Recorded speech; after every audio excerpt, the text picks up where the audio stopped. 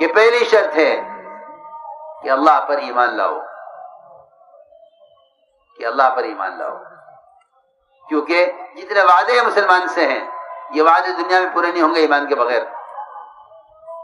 سنو، اللہ نے پہلی شرط لگائی ہے، وعد اللہ الذین آمنوا وعملوا الصالحات لَيَسْتَخْلِفَنَّهُمْ فِي الْأَرْضِ كَمَا اسْتَخْلَفَ الَّذِينَ مِنْ قَبْلِهِمْ وَلَيُمَكِّنَنَّ لَهُمْ دِينَهُمُ الَّذِي ارْتَضَىٰ لَهُمْ وَلَيُبَدِّلَنَّهُمْ مِن بَعْدِ خَوْفِهِمْ أَمْنًا يَعْبُدُونَنِي لَا يُشْرِكُونَ بِي شَيْئًا۔ یہ پوری آیت غور کر کے سمجھنے کی ہے کہ اللہ نے وعدہ کیا ہے ایمان والوں سے، اور وعدہ کیا ہے اللہ تعالیٰ کے حکموں کو پورا کرنے والوں سے کہ اللہ تعالیٰ ان کو دنیا میں سلطنت، اختیار، اقتدار اس طرح دیں گے جس طرح ان سے پہلوں کو دیا ہے، اور اللہ تعالیٰ ان کو دنیا میں وطنیت اور دنیا میں ان کو قبضہ اور دنیا میں ان کو ٹھکانہ، سنو تو صحیح، یہ سب کچھ دیں گے۔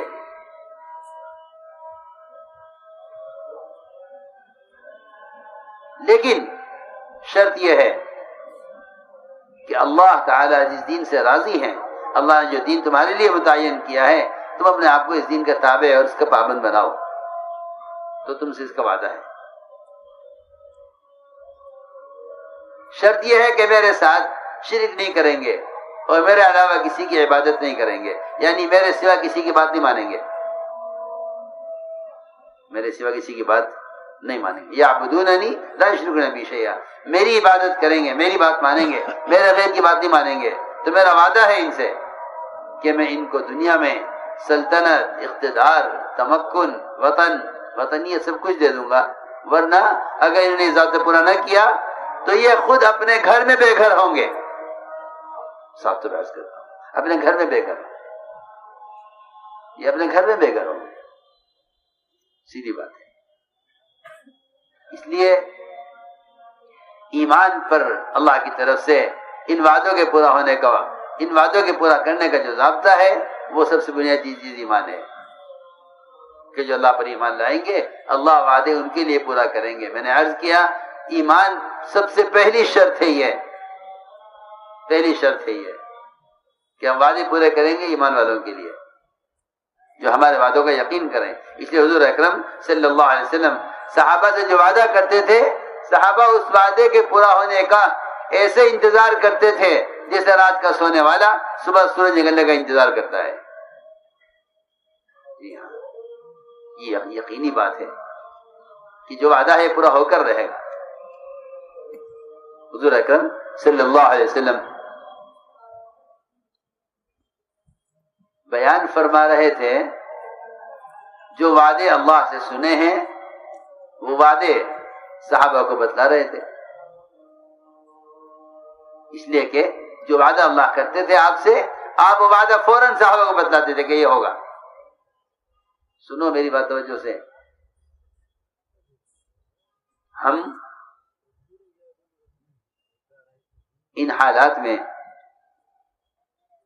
اللہ کے غیر کو، ان حالات میں اللہ کے غیر کے وعدوں کا یقین کرتے ہیں اور وعدے جھٹلانے والوں کو ان کے وعدے یاد دلاتے ہیں۔ جی آپ نے یہ وعدہ کیا تھا، آپ نے یہ وعدہ کیا تھا۔ سنو میں کیا کہہ رہا ہوں، ہم وعدہ خلافی کرنے والوں کو ان کے وعدے یاد دلاتے ہیں، اس لیے کہ جو شخص مخلوق کے وعدوں پر قدم اٹھا لیتا ہے، مخلوق محتاج ہے، اللہ تعالیٰ کے قبضے میں سارا نظام ہے، امور اللہ کے قبضے میں ہے، وہ اپنی قدرت سے ان سارے وعدوں کے پورا ہونے کو روک دیتے ہیں۔ مسلمان یوں پریشان ہوتا ہے کہ جب انہوں نے ہم سے وعدہ کیا تھا تو وعدہ پورا کیوں نہیں کیا؟ میں کیا بتاؤں، خبر نہیں کہنے کی بات ہے یا نہیں؟ یہ کہتا ہے جی ہمارا تو ووٹ ضائع ہو گیا۔ سب بات کیوں کہ ضائع تو اس لیے ہو گیا کہ اللہ کے غیر کا انتخاب کیا ہے، سیدھی بات ہے۔ صاف بات ہے، میں صاف تو بحث کرتا ہوں. جن وعدوں کی بنیاد پر انتخاب کیا تھا ان وعدوں کا پورا ہونا ہے، خدا کی قسم اس انتخاب پر نہیں تھا. ان وعدوں کا پورا ہونا تمہارے بدن سے نکلنے والے اعمال سے متعلق تھا. حکم توڑے اللہ کے اور وعدے پورے ہوئے نہیں، تو اب کہتے ہیں کہ ہمارا انتخاب غلط تھا کیونکہ ہم نے غلط انتخاب کر لیا یا یہ وعدہ خلافی کیا. نہیں، اس کے ہاتھ میں کچھ ہے نہیں. یہ بھی کہتے ہیں کہ اللہ کرنے والے ہیں، یہ بھی کہتے ہیں کہ ہمیں ان سے امید ہے. ساری مشکل آ کر یہاں پھنسی ہوئی ہے. اس لیے میں نے عرض کیا کہ حضور اکرم صلی اللہ علیہ وسلم نے اپنے صحابہ سے جب بھی وعدے کیے وہ وعدے برے حالات میں کیے تاکہ جن کے دلوں میں شک ہے، جن کے دلوں میں مادی چیزوں کا یقین ہے، وہ چھٹ کر ایک طرف ہو جائیں. آپ دیکھیے، غور کیجیے، جب بھی وعدہ کیا برے حالات میں وعدہ کیا. حدیبیہ صحابہ پر شرطیں لگائی گئی، حالانکہ بیت اللہ کسی کی جاگیر نہیں، اللہ کا گھر ہے، سب کے لیے ہے. اللہ کا گھر ہے، سب کے لیے ہے. پہلے گھر الگ الگ نہیں تھے، پہلے گھر سب کا ایک تھا. سب ایک گھر کے افراد تھے، سب ایک گھر کے افراد تھے. میں کچھ کہہ رہا ہوں، سب ایک گھر کے افراد تھے. شکلیں البتہ بنائی ہوئی تھی. یہ پانی کی شکل، یہ اولاد کے لینے کی شکل، یہ شفا کے لینے کی شکل، یہ مال کے لینے کی شکل، یہ غلہ لینے کی شکل، شکلیں بنی ہوئی تھی، مگر گھر ایک تھا. ہاں، مسلمان شکل پرست نہیں تھا. تو میں نے عرض کیا کہ جب صحابہ طواف کے لیے آئے اور عمرے کے لیے آئے تو ان کو روک دیا گیا کہ ہم عمرہ نہیں کرنے دیں گے. کیوں بھائی؟ کہ ہماری بات مانو، ہم عمرہ نہیں کرنے دیں گے. ساری شرطیں مانی گئی، ساری شرطیں مانی گئی غیروں کی، اپنی کوشش پوری نہیں ہوئی.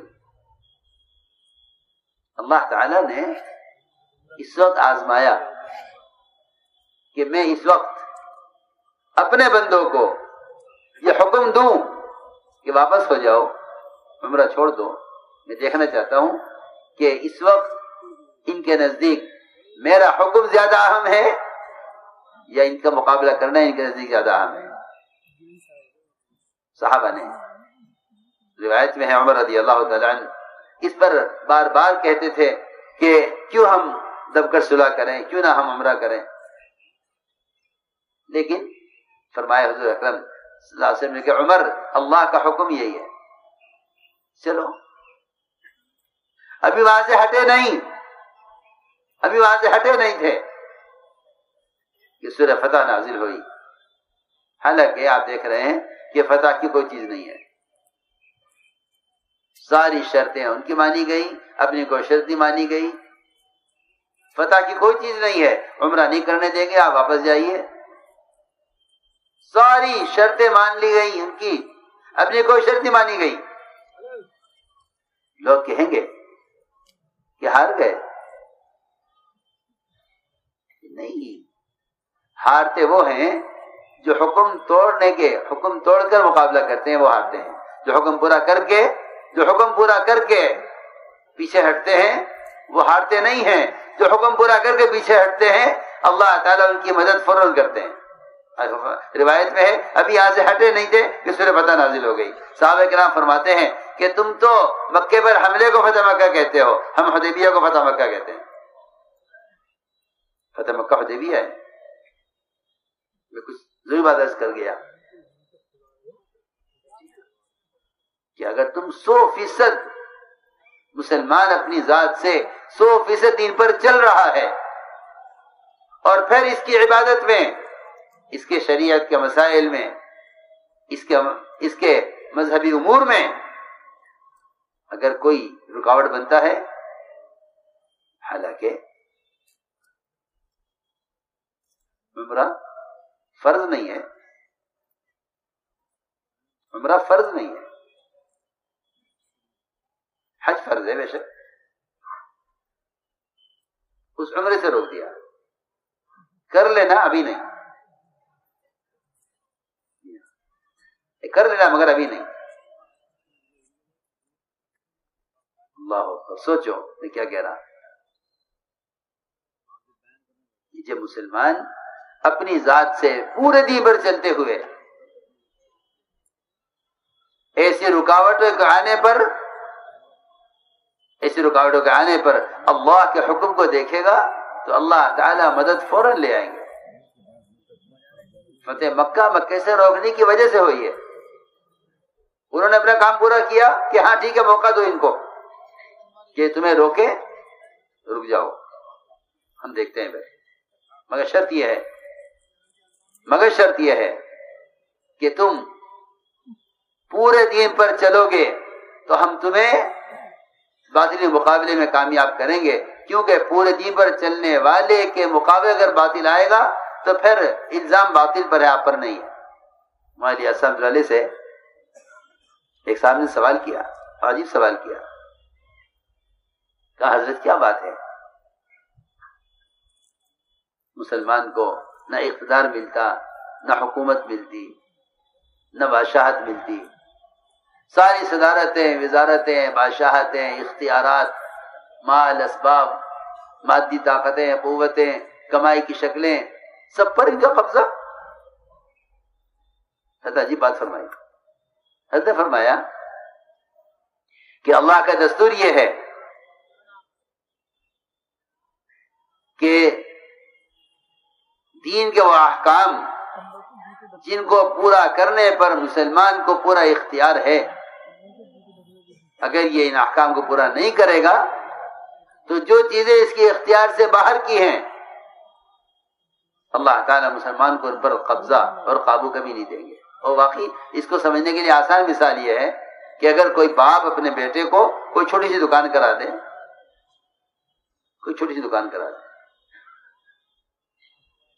اور یہ بیٹا اس دکان پر نہ بیٹھے، جو مال باپ نے خرید کے اس دکان پر رکھا تھا اس کو بھی ضائع کر دے، دکان کا کرایہ الگ بھرنا پڑے، اور بیٹا دکان پر بیٹھا نہیں، آپ ہی بتائیے کیا یہ باپ اپنے اس بیٹے کو اپنا کارخانہ حوالے کر دے گا؟ سوچنے کی بات ہے۔ جو چھوٹی سی دکان ایک کھوکا تمہیں کر کے دیا تھا کہ اسے کر کے دکھلاؤ، میں یہ عرض کرنا چاہتا ہوں کہ جو کام تم کر سکتے تھے اس کو تم نے نہیں کیا، تو جو کام تم کر نہیں سکتے وہ اللہ تمہارے حوالے کیسے کر دے؟ بہت موٹی سی بات ہے۔ اور یہ خیال تو غلط سوچ ہے کہ اسلام قائم ہو جائے گا اگر ہمیں اختیار دے دیا جائے۔ جو آدمی اپنے بدن سے متعلق اسلام کو قائم نہیں کر رہا وہ باہر اسلام کیسے قائم کر لے گا؟ سوچو تو صحیح، جس میں اسے کلی اختیار ہے، جس میں اس کے لیے کوئی رکاوٹ نہیں ہے۔ میں نے عرض کیا کہ وعدے پورے ہوتے ہیں یقین کرنے والوں کے لیے جو حکم پر قدم اٹھاتے ہیں۔ تو اللہ کی شان، سارے وعدے ہوئے برے حالات میں۔ خندق میں آپ دیکھیے، سردی زیادہ ہے، کھانے کو کچھ نہیں ہے، دشمنوں کی کثرت ہے، مسلمانوں کی قلت ہے، خوف بہت ہے، اور انہی حالات میں ایک چٹان آ گئی خندق میں۔ صحابہ کرام اس حالت پر تھے کہ پیٹ پر بھی پتھر فاقے کی وجہ سے اور پیٹھ پر پتھر اٹھا رہے تھے خندق کی کھدائی میں۔ وہ چٹان آ گئی جس سے خندق کی کھدنے میں رکاوٹ پیدا ہوئی۔ صحابہ نے آ کے عرض کیا کہ چٹان آ گئی ہے جو ٹوٹتی ہی نہیں ہے، ہماری کھدانیں بیکار ہو گئی۔ فرمایا میں اترتا ہوں۔ آپ اترے خندق میں اور آپ صلی اللہ علیہ وسلم نے ایک کدال ماری اس چٹان پر جس سے چٹان ریزہ ریزہ ہو گئی، چٹان ریزہ ریزہ ہو گئی۔ اور آپ صلی اللہ علیہ وسلم نے، یہاں خندق کی کھدائی ہو رہی ہے، اپنی حفاظت کا انتظام ہو رہا ہے. اتنا خوف ہے اعداء دین کا، لیکن اللہ رب العزت ان حالات میں خبر دے رہے ہیں، ان حالات میں خبر دے رہے ہیں ایمان والوں کو کہ تمہارے لیے قیصر اور کسریٰ کے محلات کو فتح کر دیا گیا. صحابہ نے اللہ اکبر کہا. سنو غور سے بات،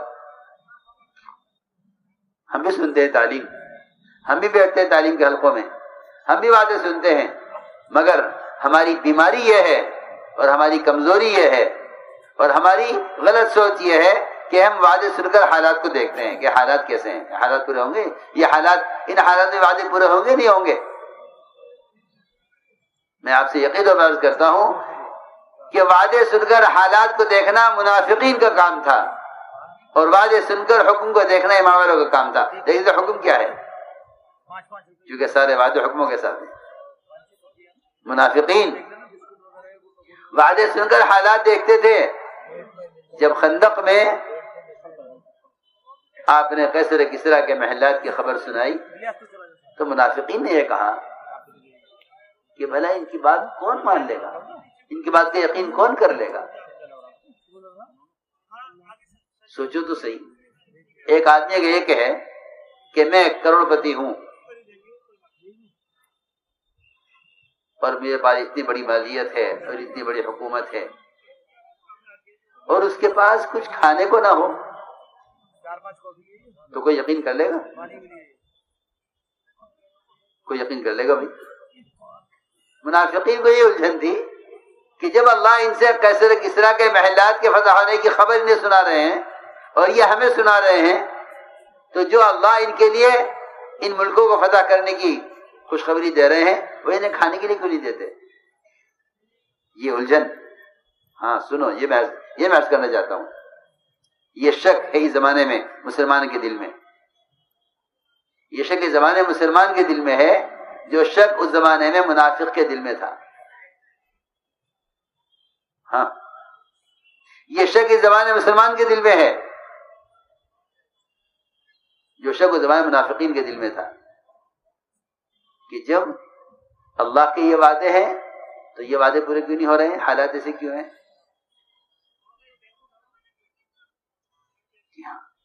میں نے عرض کیا کہ حالات کو دیکھ، وعدوں کو سن کر حالات منافقین دیکھتے تھے اور وعدے سن کر حکم ایمان والے دیکھتے تھے کہ حکم کیا ہے.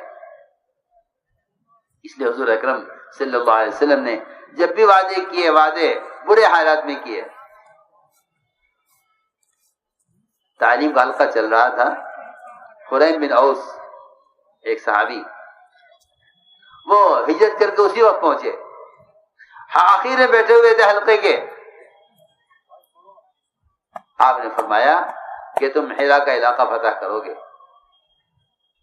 اور جب وہ تمہاری جماعت وہاں داخل ہوگی اس علاقے میں تو وہاں تمہیں ایک لڑکی ملے گی، شیما بنت بقیلہ اس کا نام ہوگا، بہت خوبصورت، کالی اوڑھنی اوڑھے ہوئے، زیورات سے لدی ہوئی، بہت مالدار شہزادی، وہ تمہیں ملے گی.